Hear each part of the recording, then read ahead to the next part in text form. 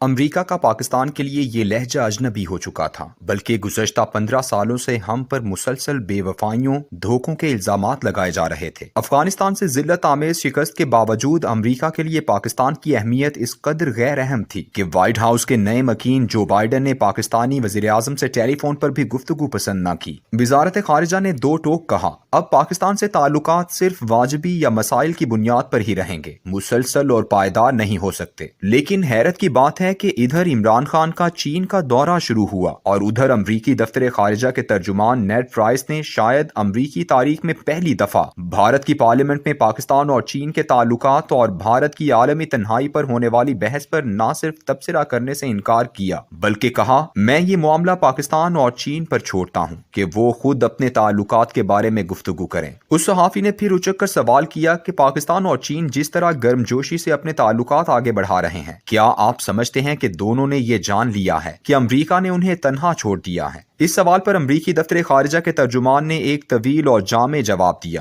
جس کے بین السطور میں یہ بات صاف صاف نظر آ رہی تھی کہ پاکستان امریکہ کے لیے اب کتنا ضروری ہو چکا ہے۔ ترجمان نے کہا ہے کہ ہم نے دنیا کے تمام ممالک پر یہ واضح کر دیا ہے کہ ہماری یہ قطعاً خواہش نہیں ہے کہ آپ امریکہ اور چین دونوں میں سے تعلقات کے لیے کسی ایک کا انتخاب کریں، بلکہ ہم نے ممالک کو امریکہ کے ساتھ تعلقات کی نوعیت کے مختلف زاویے اور طریقے بتائے ہیں تاکہ وہ فیصلہ کر سکیں کہ ہمارے اور دیگر ممالک کے درمیان کیسے متوازن تعلقات قائم رکھ سکتے ہیں۔ ہم نے یہ بھی بتا دیا ہے کہ امریکہ سے دوستی آپ کو چین کے مقابلے میں کتنی زیادہ فائدہ مند ہو سکتی ہے۔ اس کے بعد اس نے پاکستان کے بارے میں ایک ایسا فکرہ کہا جس کو بیان کیے اور دنیا کو سنے کئی سال بیت چکے تھے۔ ترجمان نے کہا، پاکستان ہمارا تصویری حلیف، اسٹریٹجک پارٹنر ہے۔ حکومت پاکستان کے ساتھ ہمارے اہم ترین تعلقات ہیں اور ہم ان تعلقات کو کئی معاملات کے حوالے سے ترجیح دیتے ہیں۔ یہ لہجہ اور محبت کا یہ انداز اب اجنبی ہو چکا تھا۔ یہ بالکل ویسا ہی لہجہ ہے جب 1979 میں روس افغانستان میں داخل ہوا تھا تو پاکستان امریکی محبتوں کے سفارتی نقشے پر ایک محبوب بن کر جلوہ گر ہوا تھا۔ سوویت یونین سے جنگ امریکہ کو اس قدر عزیز تھی کہ اس دوران تمام تر امریکی ایجنسیوں نے خفیہ رپورٹوں کی سنگینی کے باوجود امریکی صدر کانگریس کو ہر 6 ماہ بعد مسلسل یہ سرٹیفکیٹ جاری کرتا رہا کہ پاکستان کسی بھی طور پر ایٹم بم بنانے کی صلاحیت حاصل کرنے کی کوشش نہیں کر رہا۔ یہ سرٹیفکیٹ پاکستان کو امریکی امداد کے لیے بے حد لازم تھا۔ اسی دوران امریکہ کے قابل اعتماد یہودی صحافی سیمور ہرش، جس نے اسرائیل کے ایٹم بم کا بھی انکشاف کیا تھا، اس نے بھی پاکستانی ایٹم بم کی خبر دے دی، مگر پھر بھی امریکی کانگریس کے ارکان امریکی صدر کے اس جھوٹے سرٹیفکیٹ پر ہی اعتماد کرتے رہے۔ پاکستان بے صبری سے ایٹم بم بنانے کا اظہار کرنا چاہ رہا تھا، اس لیے بھارتی صحافی کلدیپ نیر کو مشاہد حسین کی ہم رکابی میں مارچ 1987 میں کہوٹا کا دورہ کروایا گیا تاکہ حقیقت حال دنیا پر واضح ہو جائے۔ ابھی تک افغانستان میں جنگ جاری تھی اور پہلا روسی سپاہی ٹھیک 1 سال بعد 1988 کے فروری کے آخری ہفتے میں وہاں سے نکلنا شروع ہوا اور فروری 1989 کو یہ انخلا مکمل ہوا۔ ان 2 سالوں میں بھی جب ہمارے ایٹمی پروگرام کا سب کچھ دشت ازبام ہو چکا تھا، امریکہ کی محبتوں اور عنایتوں میں کوئی فرق نہیں آیا۔ لیکن جیسے ہی آخری سوویت فوجی افغانستان سے نکلا، امریکہ نے وہاں سے اپنا بوریا بستر گول کیا۔ اقوام متحدہ کے رفاہی ادارے اور NGOs بھی دم دبا کر بھاگ نکلے، پھر ہماری ضرورت نہ رہی اور یوں پاکستان پر امریکہ کی عنایات خسروانہ کا دور ختم ہو گیا۔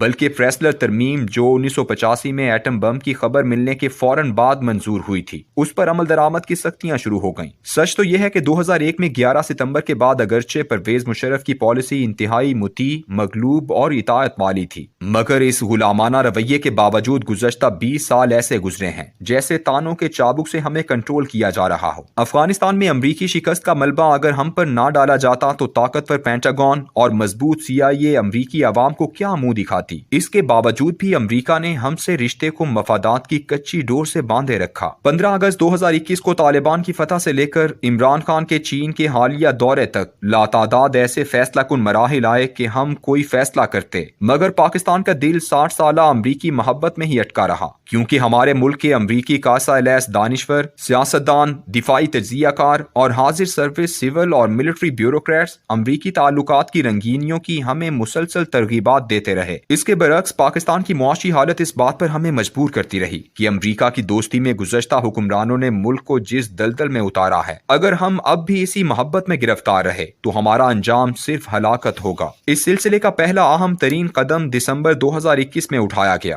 جب پاکستان نے امریکہ کی بلائی گئی جمہوریت کانفرنس ڈیموکریسی سمٹ میں جانے سے انکار کیا۔ اس کانفرنس میں 110 ممالک کو بلایا گیا تھا، لیکن چین کو مدعو نہیں کیا گیا تھا، بالکل ایسے ہی جیسے چین نے 2019 میں اپنی one belt one road conference میں 100 ممالک کو بلایا مگر امریکہ کو مدعو نہیں کیا۔ پاکستان کا چین کے ساتھ تعلق ہمیشہ اس ہمسائے کی طرح رہا ہے جو ضرورت کے وقت کام آتا ہے، لیکن ہماری آشنائیاں ہمیشہ امریکہ اور مغرب کے ساتھ ہی رہی ہیں۔ چین نے ہم سے رشتہ اس لیے بھی قائم رکھا کہ اس کی کبھی امریکہ سے کسی میدان میں کوئی لڑائی نہیں رہی، بلکہ ہم نے 1959 میں امریکہ اور چین کی آپس میں دوستی کی گانٹھ بندھوائی تھی۔ 1971 میں جب ہمیں مشرقی پاکستان میں شکست ہوئی تو امریکہ نے مغربی پاکستان کو بھارت کے حملے سے اس لیے بچایا تھا کہ وہ سمجھتا تھا کہ اگر یہاں بھی بھارت آ گیا تو پھر خلیج بنگال سے لے کر یوکرائن تک پورے علاقے سے امریکہ نکل جائے گا اور سوویت یونین کا راج ہوگا۔ آج امریکہ ایک بار پھر بالکل ویسی ہی صورتحال سے دوچار ہے۔ چین کے خلاف بھارت، امریکہ، جاپان اور آسٹریلیا کے 4 رکنی اتحاد نے پاکستان کو نکال باہر کیا۔ دوسری جانب بحر ہند میں امریکی افواج آ کھڑی ہوئیں تاکہ کسی بھی وقت چین کا واحد سمندری راستہ بلاکا کوریڈور بند کر دیا جائے۔ یوکرائن پر روسی افواج کا اجتماع جنگ کے خطرے کی گھنٹی بجانے لگا ہے۔ بھارت کی چین سے ابتدائی شکست اور چین کے 1000 مربع کلومیٹر رقبے پر قبضے نے امریکی حکمت عملی کی بنیادیں ہلا کر رکھ دی ہیں۔ اس ناکام حکمت عملی کے بعد اب گزشتہ 6 ماہ سے پاکستان کو معاشی بدحالی سے ڈرایا جا رہا تھا اور ہمارے دانشور امریکہ سے علیحدگی کے خوف سے دبلے ہوئے جاتے تھے۔ ادھر کسی بھی طرح کی جنگ، ناکہ بندی یا تجارتی مقاطعے کی صورتحال میں چین کے پاس صرف اور صرف ایک ہی راستہ باقی بچتا ہے اور وہ ہے کنجراب سے گوادر۔ یہ راستہ ایسے ہے کہ جیسے چین ایک سر ہے اور باقی دنیا ایک دھڑ، جس کو آپس میں جوڑنے کے لیے گردن کی حیثیت پاکستان کو حاصل ہے۔ پاکستان کی یہ عالمی اہمیت اس سے پہلے کبھی بھی نہیں رہی۔ درویش صوفی برکت علی نے خوب کہا تھا، وہ دن دور نہیں جب پاکستان کی ہاں اور نا میں اقوام عالم کے فیصلے ہوں گے۔